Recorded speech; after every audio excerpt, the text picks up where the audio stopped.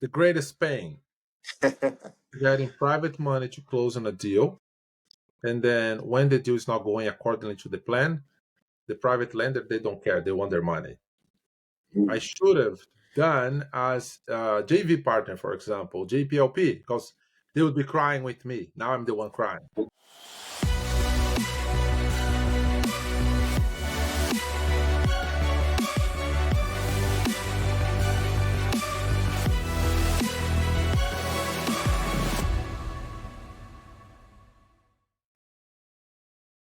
Welcome to the Deals Estate Wholesaling Podcast, where we discuss finding, financing, and facilitating off-market real estate deals.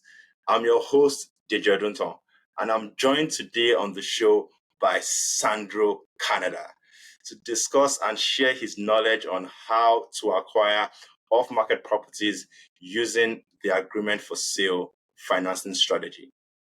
A little bit about Sandro. Sandro is a Brazilian Canadian entrepreneur, an award-winning real estate investor, a certified coach, and a public speaker.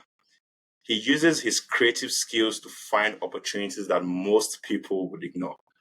Sandro retired from his 9-to-5 grind to become a full-time real estate investor, and he is recognized in the industry for his creativity, tenacity, and mindset. Since his decision to become a professional real estate investor, he went from 7 to 114 doors in his first year, and is currently acquiring multifamily properties across US, Canada, and best believe Brazil. Sandro graduated from the business and law degree, and he brings over 2 decades of experience in the field of sales, customer service, coaching, and business development. He's always taking risks. His mind is constantly expanding. So you really do not want to miss this, guys. In today's episode, what Sandro and I discussed is what took for him to transition from being a real estate investor to being a coach. We also discussed the ins and the outs of the agreement for sale strategy. And finally, we discussed why this strategy is key for every wholesaler or every investor who is looking to find off-market deals. So guys, this is an episode you do not want to miss. Now, before we dive into the episode, I want to say a big thank you to everyone who is tuning in. If you are a fan of this episode, please do not forget to like, subscribe, and hit that notification button. So let's dive into today's episode. Hi, Sandro. Welcome to the Deals Estate Wholesaling Podcast. Yes, all right. So, Deji, it's my absolute honor. I am pumped and so excited to be here with you today. Thank you very much, Sandro. This is so exciting because I love the energy that you bring. And I know that when people are listening to this episode, it's going to be like a fire episode. So thank you very much for taking time out of the schedule, to join us on today's call and to share your experience with everyone who is listening. Of course, when you call, we block and cancel everything we're doing. We gotta jump on. So Thank you. So, I did a bit of introduction at the start of this episode, but a lot of people might not know who you are, and it's always a good thing to start off with an introduction. So, if you don't mind, can you tell us about yourself? Who is Sandro Canada? Yeah, so, and people also ask me, oh man, this is a cool family name. Canada is not my name. I have a Portuguese family name, which is Ferreira. People just can't say it. And the way that it spells is like Ferreira. It's like, okay, you know what? When I was looking for social media and the names that I was be able to leverage across any platform, Sandro Canada was available. That's literally why I adopted Sandro Canada, because you can literally find me on LinkedIn, Instagram, TikTok, Pinterest, you name it, / Sandro Canada, and I will be there. I moved from Brazil in 2010. When I got here, I had no English and I had very basic French because I basically had enough French to be able to immigrate. Yep. And got into work in Brazil. I built my career in law, business, and I got to Canada, new country, new life, new career. Everything is new. I left that law thing behind, get into books and law. Anyways, did a book edition. And I came across the Rich Dad Poor Dad book. Okay. The game. That's usually everyone's gateway into real estate. I feel like that book is like a drug. Like when you read the book, just changes your perspective and gives you a different insight into how things are done. It does, because for me, if I can give like in few words what the book taught me, well, poor people work to pay the bills. Middle class, they use money to keep up with appearances and keep up because they don't want to Yeah, lose. And rich people use money to multiply wealth and buy back their time. That's literally what it is. It's like, okay, this is it. And then when I look into the numbers, you look back 100 years, two world wars, few recessions, and two depressions, and real estate always coming up. You yeah, look back in 500 years, same. It's like, okay, this is the game. yeah. Perfect, man. Okay, so that's a bit about your immigration journey. Do you maybe want to walk us through your journey to date as a real estate investor? How did you get started? Yeah. What motivated you to pursue real estate as an investment vehicle? And yeah, how did this whole journey start? Yes, I actually, and again, don't do that. This is not a piece of advice. This is just an experience. But the CRA, which is the Canada Revenue Agency, they actually funded my first deal. How? Well, Okay, let's hear I was it. a technician and I was a subcontractor for Bell installing satellite dishes.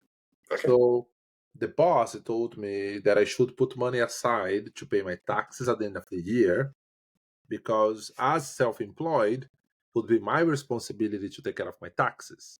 yes, So I'm putting the money aside every payment to put a little bit on the side because I want to make sure that I had the money to pay my duty to the Canadian Revenue Agency. And then I came across a condo that was up for sale in the neighborhood that was on the Quebec side in Gatineau. yeah. And I loved it, the condos. I'm gonna buy this condo. I said, yeah, but you gotta come up with 5% down payment. Oh, I don't have that money. Oh, wait a minute. I don't have this money, but I have the CRA money sitting in the bank.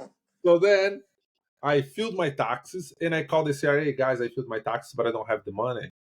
So I go, oh, okay, well, can you send us 10 checks? Yes, I can do that. Okay, so I sent 10 checks to the CRA to pay the tax, and then I took the money and then I bought my first condo. That's how I did it. Okay, so I hope the CRA is happy now. Happy. I paid that and I never missed again.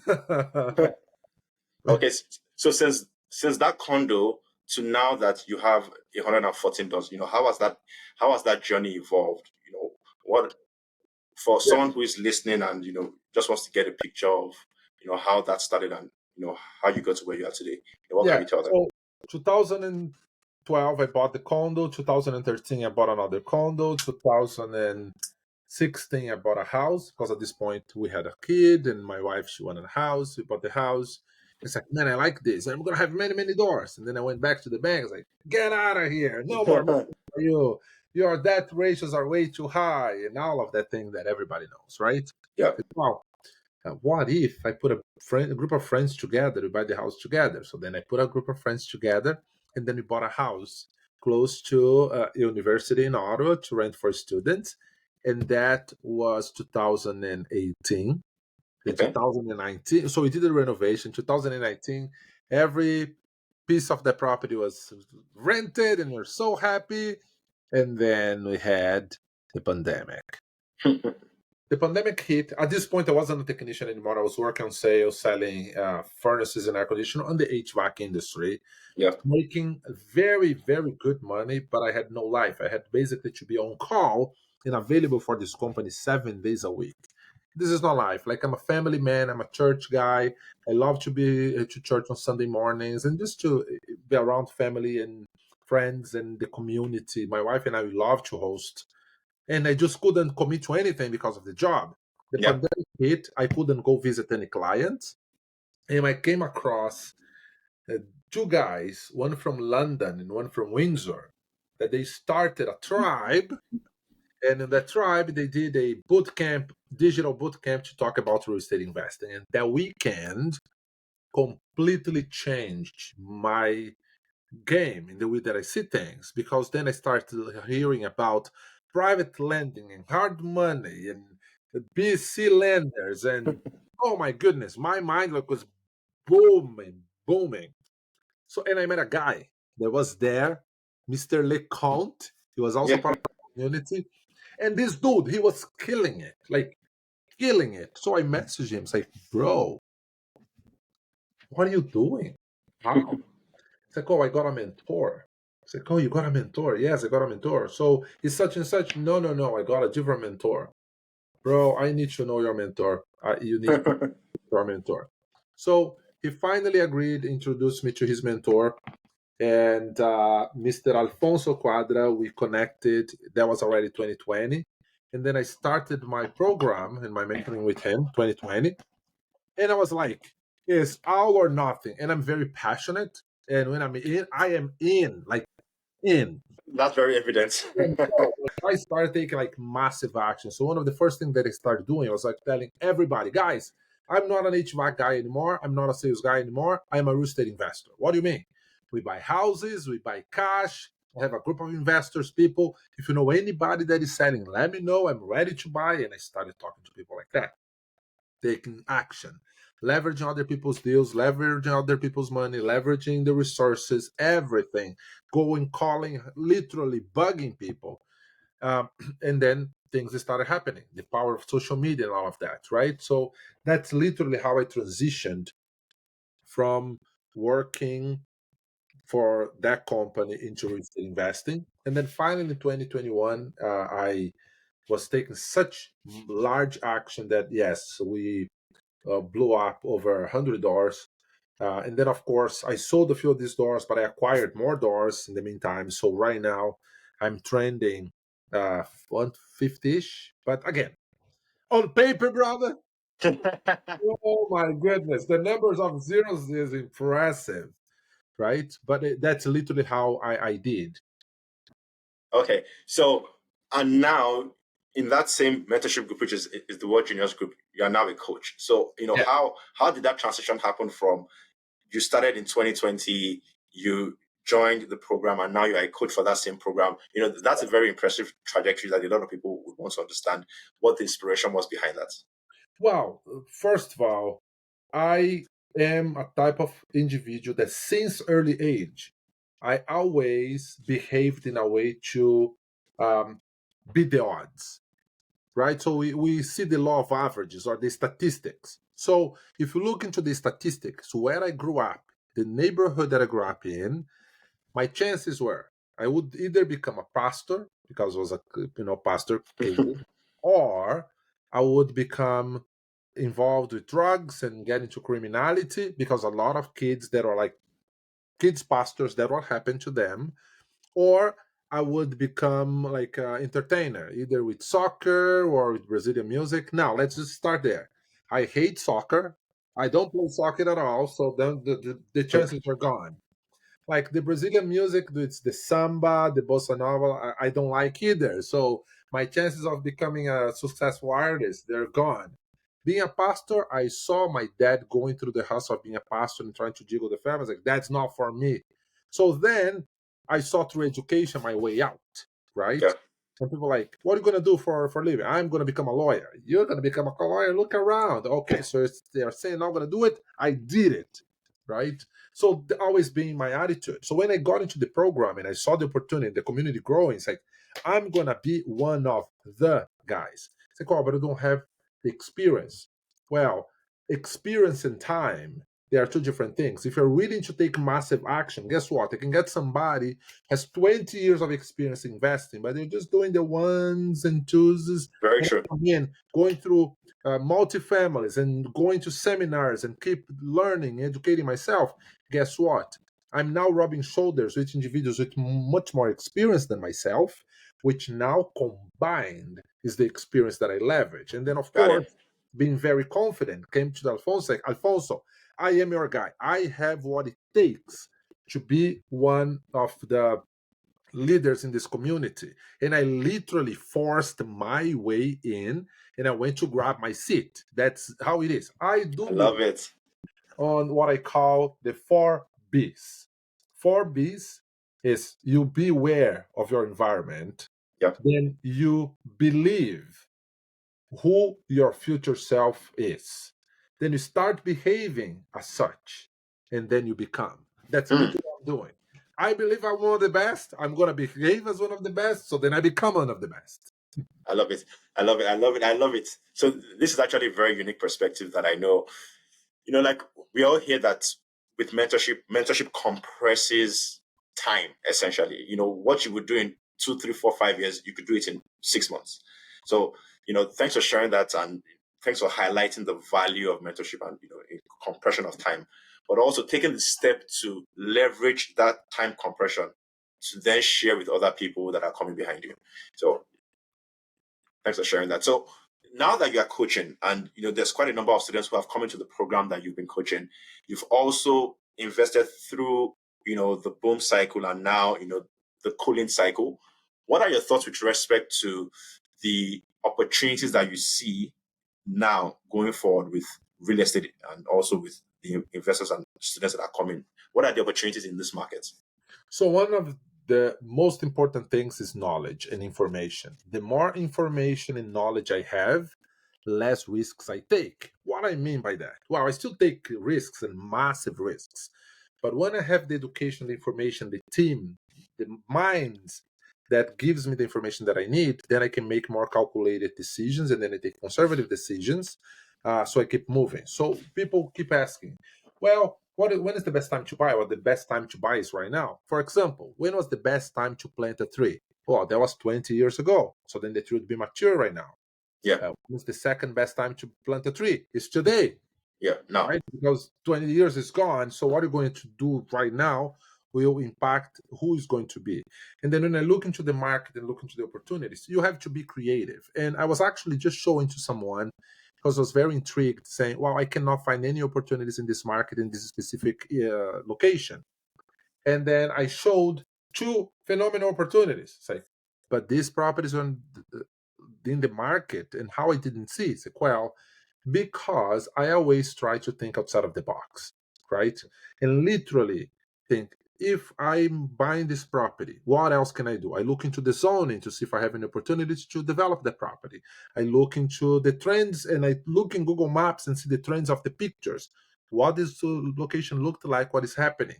We see a lot of properties, oh, they're older, now they're newer. Oh, there's some gentrification happening here. And then I look into the midterm, long term. So what are the exit strategies I have?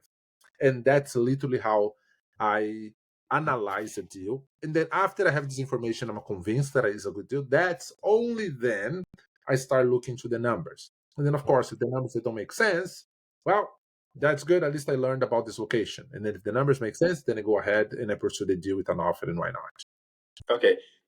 So that's very interesting because you touched on the key point, which is when looking at a deal, you can have 10 people look at the same deal and they would see multiple things. And this has happened to me before where, one person can see a deal and think the only exit here is to flip this deal. Another person can look at that deal and say, you know what? Maybe flipping is not the highest and best use. Maybe the highest and best use is adding a second unit to the basement. Or maybe the highest and best use is knocking down the building and building like a brand new 4, 5, 6 story building. So I think the point you mentioned is so key because I agree with you that knowledge and education is what allows you to have a grasp of multiple strategies, multiple exit strategies, knowing how to analyze the deals across those different exit strategies, and then identifying which of those strategies provide you with the highest and best use. Right? Because for some investors, they have an abundance of time. Some have an abundance of money. Some have an abundance of resources. So depending on what resources you want to leverage, different strategies would suit you at different times. So just wanted to call that out as something that I've also noticed from a wholesaling standpoint. When I started, I was always just looking at buying deals at 60 cents on the dollar, just thinking about flipping a loan. But as I learn more, I find that a deal might not be a good flip, but it might be a good Airbnb. It might be a good land development deal. It might be a good barn hold. It might be a good flip, a good burn. So understanding those different exits, really is helpful. I love it. Now, I just want to make one observation. Um, and I agree with you, but I just see it's slightly different when it comes to resources. I don't think we have any lack of anything. everyone can have abundance of money, everyone can has abundance of time, everyone can have so you mentioned three things: time, money, Time, and money, and resources. resources. Yeah, And I believe that anyone can have abundance of these three resources, but ever like how we access is yeah, right? It's in the mindset.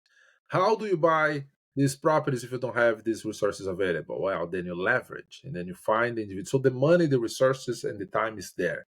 How are you going to use it? yeah. So to touch on that though, I would argue that you almost need to bring something to the table. So, the point I was trying to make was that people have abundance of time, resources, money, capital, and just different things, right? But you would need to have one, almost have one, to be able to at least bring something to the table. So, for example, if you don't have time, don't have money, don't have relationships, don't have knowledge, don't have information, don't have anything, you almost would want to start off building one first. So you start off with the knowledge and information, get learning, meet people, attend meetups. And then from that information and knowledge, you have an idea, okay, what do I need to do next to be able to get my seat at the table? So I agree with you that it's all in the mindset, but it's always good to point out that you would almost would need at least one to start with to take that first step. I agree. I agree 100%. I couldn't agree more. So now there is a conversation that you and I have had multiple times with respect to how the market has been changing and the different strategies that you have seen in the market. From your standpoint, with how the market has shifted, I know a lot of people are now doing more creative strategies. From your standpoint, when looking at off-market deals, you mentioned that you look at different exit strategies and then you identify, okay, what are the numbers? When you start looking at the numbers, what types of acquisition strategies do you use today for this type of market? One strategy that is underutilized is what we call agreement for sale. Sandro, what is an agreement for sale? Well, I see. I'm actually have right now a property under contract that I propose agreement for sale, but for that instance, they have no mortgage. So then, the agreement for sale is a strategy that you are buying the property. Well, to make life easier, a lot of people are familiar with rent to own. Yes. So, rent to own and agreement for sale, fundamentally speaking, they are very similar, which basically is buying the property today, but with a promise that I will complete that transaction in a certain amount of time in the future. Okay. Okay. So in other words, I'm going to buy a property from you today, Deiji, and you still have a mortgage on. But you are paying the mortgage. Let's say you have a mortgage that you bought the property in 2019 and you locked your mortgage for 5 years. So 19, 20, 1, 2, 3, 4. So you still have a mortgage for like 24 or 25 coming up. So another 2.5 or 3 years to go. And let's say in this example, your interest rates are like 2.84. Yeah. Okay.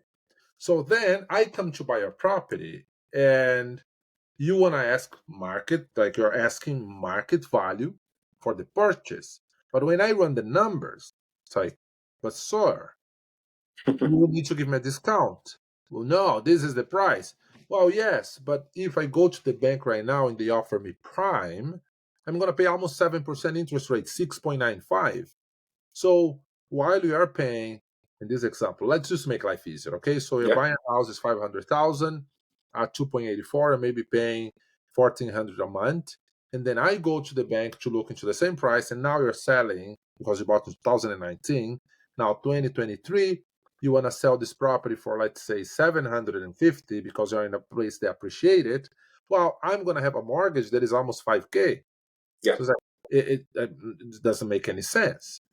So then I come back to you and say, okay, we have two options here. You either give me a large discount or we work together. Would you be open for a creative way of structuring this deal? And you're gonna turn to me and say, well, no, I just want my money, but I'm open. So okay, if you're open to the conversation, that is a good start. And then I start the conversation from there. So then basically, let's just cut the chase and say, okay, I love it, let's do creative. So Yep. then say, okay, Mr. Deji, you are paying 1,300 in your mortgage because I have a mortgage at 284. The bank is offering me 7. So what if you keep the mortgage in your name? I take possession of the house right now, as if I'm renting from you, but I'm taking possession. I will take care of all the expenses, all the repairs, all the capex with the capital expenditures, literally everything, as if the property is mine, but it's to yours. And then instead of paying 7% to the bank, I pay you, for example, 5%. So you're Yep. paying 284. You're also making a little bit of the interest. Okay. And then let's say, when is your mortgage due? Say, oh, Sandro, my mortgage is due in October 2024. Okay, no problem. So you're going to do a contract that the completion date of this transaction is October 2024. So in my case, what I'm doing here, I am taking advantage of your current rate, and then I get into the property, start doing the stabilization to rent or to renovate, whatever I have to do, because then a completion date, hopefully, interest rates will be in a better uh, space. And then the equity is mine, the equity is built in. It's like, oh, I want a 750 today. Okay, no problem. I pay you 750. But then if I'm looking down another year, I'm going to have 3-4% appreciation. So I also have enough equity. So then at the time of the completion, I do the refinance at the new value with a better interest rate, with a better monthly payment. I pay you out, you move on with your life, I move on with my life. So that's in very high level how you structure an agreement for sale. Now, if I want to use the technical name, is the agreement for sale is to take possession of the property today, still keeping the existing owner on board, and then the completion is on a future date with the value agreed today. That's why I'm saying that it's very similar with rent to own. Correct one. Okay. So thanks for the explanation. And I'd like to break it down for a lot of people who just listen to that mind blowing explanation. So you used a couple of terminologies that I wanted to clarify, so that everyone is on the same page. So when you say I'm taking over a building, just to clarify, you are not closing on the building. There's no land transfer tax. Like, you're not closing on the building today. You're just taking possession of the building. So the mortgage does not change hands. Correct. So in that instance, it's more of a legal documentation that you need to have with the seller, just confirming between both parties that you are now taking over the mortgage payments, but everything is still in the seller's name. Correct. Okay, so some questions that I know people would be looking to ask, and I think I've also asked these questions before.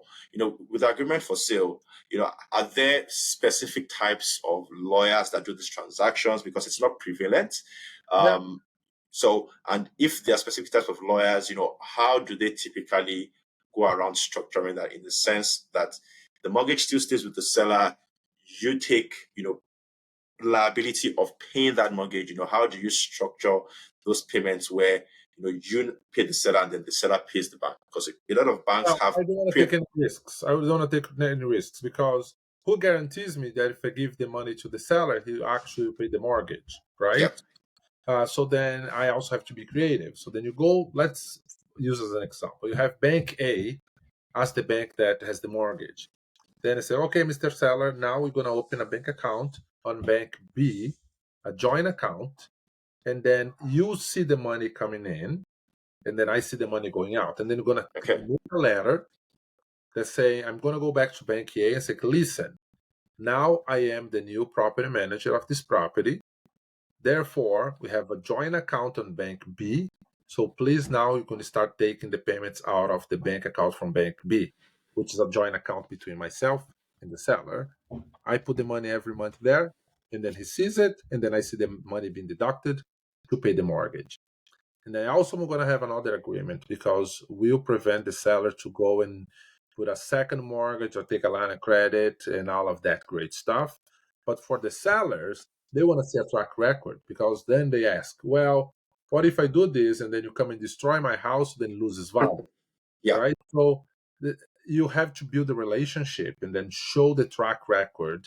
Say, this is what I do for a living, so I can't. If that's what I'm doing, I wouldn't be in business. And then build that trust so the seller feels confident that we'll create a win-win scenario. Okay. So, Sorry. And also, you're asking about the lawyer. Actually, asking about the lawyer. It has to be on both sides. A lawyer that is a creative financing friendly lawyer. Okay. Because you can get the staff on board, you can get the team on board, the lawyer can kill the deal. I say, well, I don't have a lawyer that is creative. I say, well, I have my lawyer and I have another lawyer. So yeah, but I have my own lawyer. So then we put a third party lawyer to have a conversation with this lawyer to kind of understand the concept of everything. Most projects that I did using this strategy, I was able to get the seller on board and to use the lawyer that was recommended by my lawyer, which is also a creative financing lawyer, to get the transaction done. Okay, so this is quite interesting because quite a number of the deals that you've done are in the multifamily space. A lot of our listeners are aspiring wholesalers, experienced wholesalers, investors. Quite a number of them play also in the single family space, where It's much easier. And the it's same, much easier. oh my goodness, and the single family space is much easier than in multifamily, right? Okay, so in the single family space, the priority is on speed. So with a typical wholesale transaction, just a straight transaction, you could get a lawyer to come on board relatively easily. From your experience with the agreement for sale, how complex do you see those transactions? I can get in the single family space if the seller is on board. After the moment that the seller says, okay, I'm doing it, we can get the deal done in 2-3 days. Okay, perfect. So it's just more about the education first, educating the seller on the advantages of this, the disadvantages, the pros and cons. Once they're on board, you have lawyers already in place that know about the strategy. You just need to inform them that this is a deal that's going to fit the strategy. Yes, absolutely.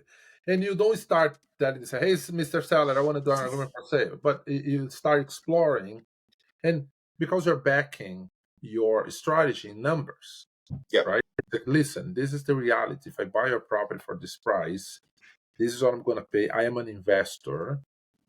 So, yes, I am in this industry to make money through real estate. And if you're very upfront, genuine, and you have the ability to break down and explain to the seller, because remember, you're dealing with individuals that they might be educated in what they do, but they never seen this. Even lawyers, I talk to lawyers that are not familiar with this strategy, and it's like I'm talking crazy. But when you show and you explain, look at what I've done, look at the numbers, and then you explain with reasoning, it's much easier to get the seller on board, especially if they want to get. Because right now, even on the wholesaling space, you buy. So let's say pick a market, Pembroke, and you're in Pembroke. So then you find a house in Pembroke. So let's say today, close to the hospital, we're gonna find a 3-bedroom, 2-bath property there, give or take around 450, 500. Okay, and then the property needs some renovation, needs some love. So you come as a wholesaler, say, okay, Mr. Wholesaler, Mr. Seller, this property only makes sense if I'm getting 70 to 75 cents on the dollar. Okay, I can live with that because I want a quick closing. Okay, done. Now you try to wholesale that deal. But then, even though you're getting, say, okay, $50,000 below asking, it's still the numbers like in this market, $50,000 below is nothing. When the numbers and you're paying the mortgage, like, I will never be able to exit this property. And that's when talking to the seller. So, how do you feel like becoming the bank? And then start playing on the 4 to 5% range interest rates. It's like, oh, I'm getting paid some money now. And then when you do the completion, I'm going to get the whole difference. And usually you ask for a deposit anyways. They say, yeah, you're deferring your taxes. So that's also beneficial in terms of capital gains. Oh, but that's my primary residence. I'm not going to pay any capital gains anyways. Yes, but start making some money right now. And it's that conversation. Because right now when you're talking to the seller, you ask, well, so what are you going to do with the money? Some people are like, oh, I'm going to just invest or I'm going to buy something else. Well, what if you start making some capital and show numbers and the tax benefits and all of that? The math makes sense. It's a much easier conversation to get a seller on board. So what you just mentioned now is a segue to my next question, because I was going to ask, for the benefit of everyone listening, is when you are doing a pre-qualification call, are identifying the seller's pain points. You ask a bunch of questions. We've spoken extensively on this podcast about the triggers that would tell you to bring in a VTB conversation, for instance. So, for example, if a seller says, "Oh, my building is fully paid off. I have equity," that tells you that okay, there's enough equity to hold a VTB. But if the seller tells you, "Oh, I have, I took a mortgage recently," then you know that there's no equity in this building. You can't really propose a VTB. You sort of alluded to it earlier about having a low interest rate. But outside of having a low interest rates in a high interest rate environment today, are there any other triggers that tell you that this is a potential agreement for sale opportunity? Yes. The seller says, I bought this house and now what I owe is more than what the property is worth, Okay. which I was saying a lot. Yeah. So what do you mean, Mr. Seller? Well, I bought this property for 340. I put some money into renovations. I got a renovation loan, and now I owe to the bank 365, but I cannot sell this property for 350. It's like, perfect. What if I have a solution for you that I'm going to take this problem out of your hands and you don't have to worry about this anymore? What do you mean? How? Well, that's when then start the agreement for sale conversation, because I take over. And then that's a perfect scenario where I'm taking over. Okay, so he owes 365. I cannot sell this property for 350, but this is a perfect candidate that I can find a new buyer and do a rent to own. I was like, but Sandro, my mortgage is 3,000. Okay, no problem. I'm gonna find somebody that can rent to own that won't necessarily qualify today, but might qualify in 2-3 years. So then I rent for this individual for 3,500, for example, because a portion of that money is going towards the down payment. I'm taking the problem out of the seller's hands. I'm solving the problem of somebody trying to get into housing and they don't qualify today because of the interest rates and the qualifier. And I'm basically paying out his mortgage and so giving a solution in the housing for somebody else. Because then in 2 years, 3 years time, I'm gonna have the equity paid down, the guy built in already, the enough money for down payment, and then we do as a refinancing. It's very likely that he'll be able to qualify, and everybody's happy. Okay. So to summarize, once a seller confirms to you that they have an existing mortgage, if that mortgage rate is lower than the rates that you can get on the open market today, that's obviously an opportunity for arbitrage. You could essentially take over that building's operations, leverage the lower interest rates. Yes, in short words, seller with low interest rates is an opportunity because I show, hey, listen, I can't afford to pay this amount. You have this. Let's find a common ground. Yeah. Sellers with very high interest rates is also an opportunity because if I do an agreement, rent to own that property, I get somebody to rent the property and pay the difference. Problem solved. Client with high equity is an opportunity because he can access the equity as well and make some money out of the equity. Sellers with no equity at all, I'm helping them to keep their credit so they can move on when things get better. So the opportunities are in every strategy. Okay. So in your experience, why do you think the agreement for sale strategy isn't very well popularized? In the creative financing space, you get more VTBs, but you don't really get a lot of conversations around the AFS. So what's your thought process on that? The operators are not willing to invest in their education. That's simple. Okay. So, and again, how did I get into agreement for sale?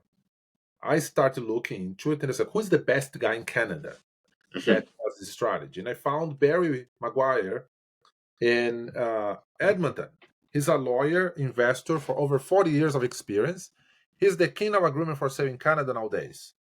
So then I called Barry Maguire and his wife and said, yeah, we have a boot camp. I literally flew to Edmonton to spend a weekend with them and learn about this strategy. Came back to Ontario. In the same week, I got a deal done. And then I start talking about agreement for sale. So then I start telling individuals, guys, you guys should go. So how much you spend? Wow, we spend close to $3,000 for the weekend. What? No, that's just crazy. No. And people are invest that education, right? Okay. So to get the first contract done, I paid $20,000 to the lawyer to get the contract done. And then like, oh man, can you give me your contract? No, of course not. For this contract. right?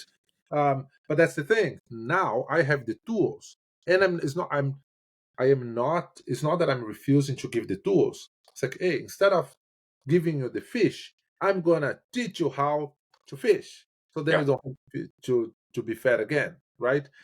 If more people are willing to get themselves educated in this strategy, then they spread the word, and then I'll have more lawyers, more operators, more wholesalers, more sellers. It becomes an easier conversation, right? But right now, you have to convince the realtor, you have to convince the wholesaler, you have to convince the seller, you have to convince the lawyer. It's still you can still can do it, but they're like digging into more situations, and then if this one is interested, let's do it. Yeah. For anyone who missed what you said, there's two things I want to highlight. One is you live in Ontario, right?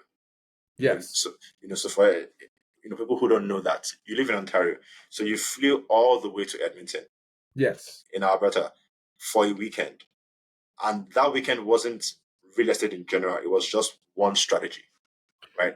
I spent the weekend talking about agreement for sale. Not Exactly. it wasn't the weekend; it was a 1 day workshop. Okay, so you flew from Ontario to Edmonton to learn one strategy, and that's really key because a lot of people go to workshops just to learn real estate in general, but going to a workshop not in your province to a separate province to learn one specific strategy, and then as you said, taking action, coming back and literally the same week taking what you've learned, not letting it dissipate, but taking what you've learned there and then putting a deal under contract. I think that is key, and that's something that I also wanted to highlight, that it's not just what you learn, it's also how you apply what you learn, right? 100%. And then there was also something else that you mentioned, that you spent $20,000 on a contract, and I have to applaud that because, again, for you to do that on something that is not revenue generating, just getting a contract, but then using that for revenue generating activities just shows the conviction in the strategy as well. So just wanted to highlight that. And looking back, spending $25,000 to $30,000 on your trip to Edmonton, on the contract, and just figuring out all the tools that you now need for AFS. What are your thoughts with that expense? Like, do you see it as, oh, I shouldn't have spent this much, or do you think, like, if I had to do it again, I would even spend more? Like 1000%. I'll say this. I, I believe in education. It's not the formal education that gonna go there and just teaching people. Anyways, I don't want to get into that. I, my kids they go to school, and eventually I want to have a tutor that is coming teaching them about how to write checks, reading balance, like things that our previous generation didn't learn. Like a lot Yeah, of individuals are engineers and doctors, they don't know how to read a balance sheet, for example, because nobody taught that, right? yeah, Financial literacy. But in my experience, how am I able to scale quickly? How am I able to keep taking action? How I'm getting to these places because I keep educating myself, and I want to become I'm a specialist, right? Because I don't want to be the jack of all trades. I want to be a specialist. And then things that I'm not good at, what do? I either team up with somebody who's good at, or I hire somebody to do that, right? There's yeah, different ways to do it. And when you think about spending in education, some people say, oh man, I have to spend this money. Okay, that's the mindset. I'm going to invest the money. And again, in my experience, the capital that I invested on myself is the capital that is giving me the highest return on my investment, right? So man, I keep learning, I keep leveling up, I keep moving, and that's how I keep putting myself in a much higher and higher and higher position. I'm not better than anybody else, but I keep going up and leveling up and leveling up. That's the only way. That's just doing this, I'm going to become a billionaire. okay. I love that. I love that vision. So, with the agreement for sale transactions that you've done, when did you start doing this strategy? And do you find that there's specific locations that you can do the strategy in, maybe urban areas, rural areas, high priced areas, low priced areas? What are the criteria for people that are looking to find these types of opportunities? before even getting to the point where they're speaking with the seller? Yeah, so agreement for sale is very popular in out west, very, very popular. Up here, it's not as popular.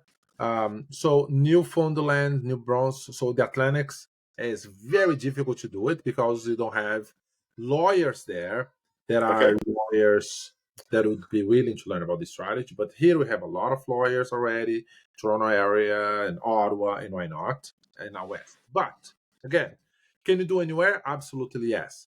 But you always got to keep in mind, what is your exit strategy? If you buy this property, you have to exit. How are you going to exit? So if I'm doing a rural area, well, my pool of buyers is much smaller unless I have a phenomenal strategy to increase the value of the property, right? So then for me personally, I want to buy properties in markets that I know that I'll be able to exit for sure. Okay. Okay. So that's very powerful. So thinking of the exit before you get in with the strategy. Absolutely. So that will be more urban areas, more metro areas, more metropolitan cities with high population growth, not necessarily smaller cities. Well, not necessarily. I'll give an example. One of the projects that we've done is a project that is like a small town of 5,000 people, Okay. right? But the property needed some love, and the love that was needed was basically chalk paint. Like Sorry? chalk paint, like paint. Oh, okay, paint. Okay. So we got this property through agreement for sale. So my wife and I, and we literally went to Rana. At Rana, we bought like $500 in paint, and then she spent a week painting the house, and you're able to exit the property because we did through agreement for sale with a clause that you could exit earlier. And then we flipped the property 4 months later.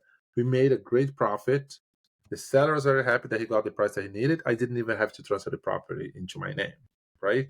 And as a Okay. rural area, but we saw the potential because all the houses around are being sold for higher. So, for example, if I was a wholesaler and I see the opportunity there, I know I can get the property, but I'm having a trouble now disposition because for wholesalers, the greatest challenge in this market is not just getting the property. You can get the property, get the buyer on board, but now I need to, like, that's the disposition challenge. Yeah. Okay, how I get somebody to buy this property? And then you start getting creative.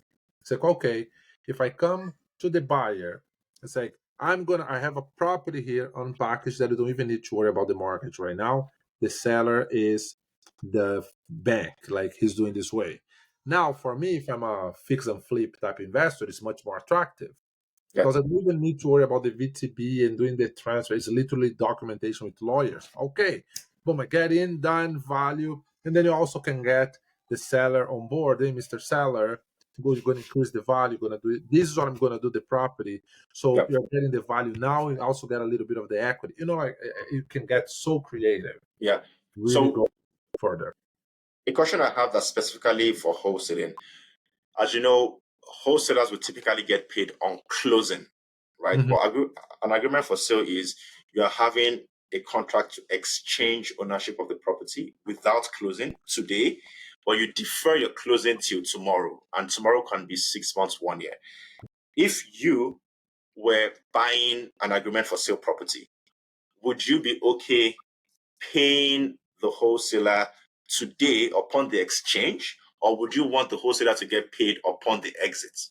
The deal that I've done, the first deal that I've done, it wasn't a wholesaler, it was a realtor. It was an off-market deal, but it's through a Yep. realtor. I Okay. paid the realtor on closing. Like Oh, not like I paid the realtor, let's say in this example today. okay. So you were okay paying the realtor on exchange, Yes, I am. and you then went on with the seller, later on to close at a future date. Yes. Okay. So I think that's very powerful because a lot of wholesalers are thinking, if I want to structure a deal, if I have an opportunity to structure a deal, because by the way, I have an opportunity to structure a deal. I'm calling the seller after this call, and the seller is looking to do an agreement for sale. But the question is, if I structure an agreement for sale for 2 years, for instance, right, would the buyer, and not every buyer would be like you, but would the buyers that I'm pitching this to, would they be okay paying the wholesale fee today versus would they want you to wait in the deal for 2 years, right? And I think you've you share your preference on that. And if it's a strategy that kicks off with a lot of other wholesalers, as long as buyers are open to it. What are your thoughts on just the risks with paying the realtor today or paying a wholesaler today, and you going forward to close in another 1 or 2 years, versus having the realtor and the wholesaler stay in the deal with you till the end? Well, the reality is, the bigger the risk, bigger the reward. So Yeah. in this scenario, the reward gotta be juicy.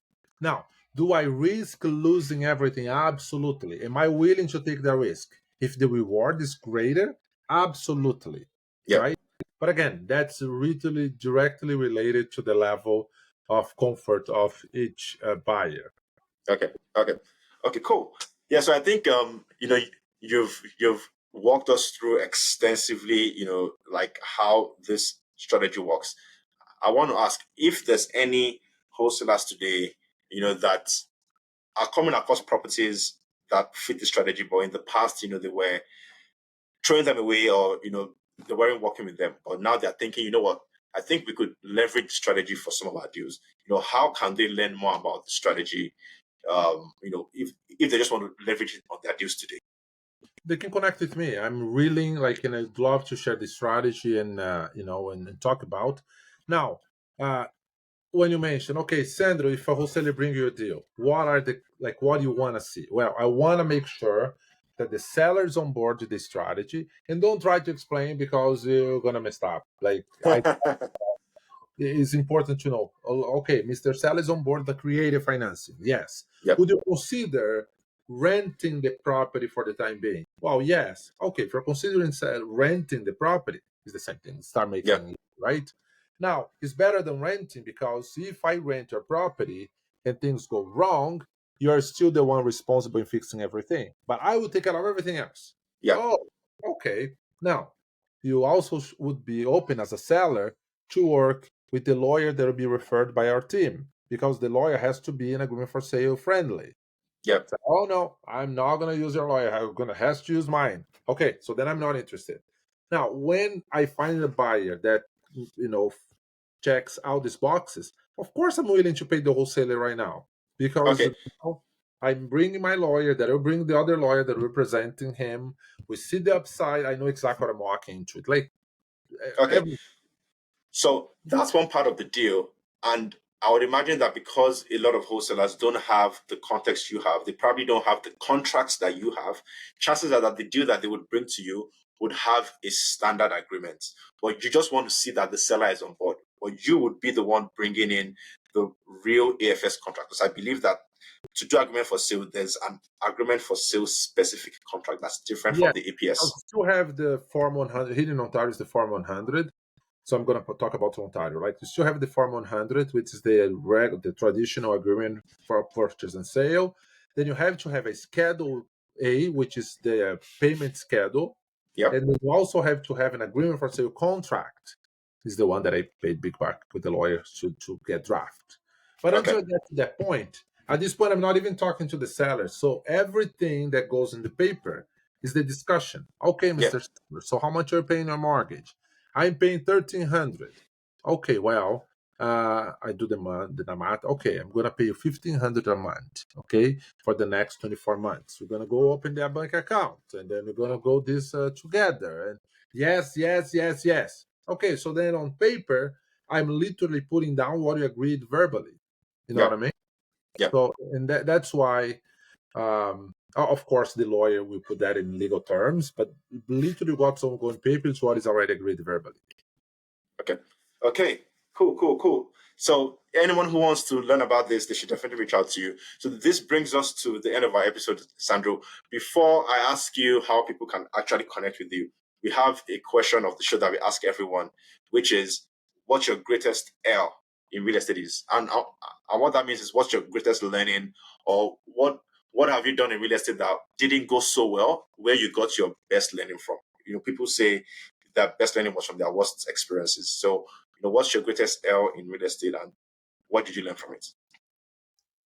Man, the greatest pain, getting private money to close on a deal, and then when the deal is not going accordingly to the plan, The private lender, they don't care. They want their money. I Mm. should have done as a JV partner, for example, JPLP, because they would be crying with me. Now I'm the one crying. They don't care, right? Okay. So greatest learning there.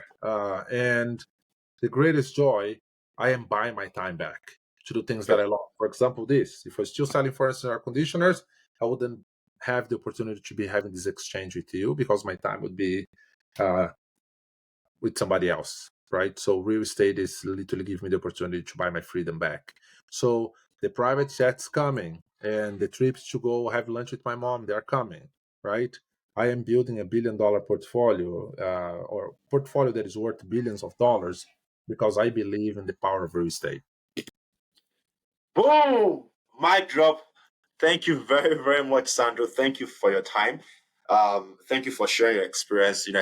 Like I know it's not easy, to take time out of your schedule, to share your experience with people. I know you've invested your time, your money, your resources in learning about this strategy, and you are freely sharing it to everyone who's listening. So thank you very much for that. Before I let you go, you said you are okay with people reaching out to you if they want to learn more about the strategy, or if they have a deal that could potentially fit the strategy. How can they reach out to you? So I'm on Facebook, Instagram, TikTok, LinkedIn / Sandro, Sandro Canada. One word, Sandro Canada. So any of the platforms is / Sandro Canada. Okay, thank you, Sandro Canada. Um, and that's it for the show, guys. Thank you very much for listening to the show. Thanks to Sandro for coming on. And yeah, like if you enjoyed the show, definitely rate, review us on Apple, Google, and Spotify. And be sure to hit that subscribe and notification buttons so that you know when this episode drops and also when the next one drops. So until then, remember, a deal a day keeps scarcity at bay. I love this, brother, and anytime. I'm so happy and thank you for the platform and the opportunity to share my experience. I see you at the top. And stay blessed by the best. Thanks, Sandro.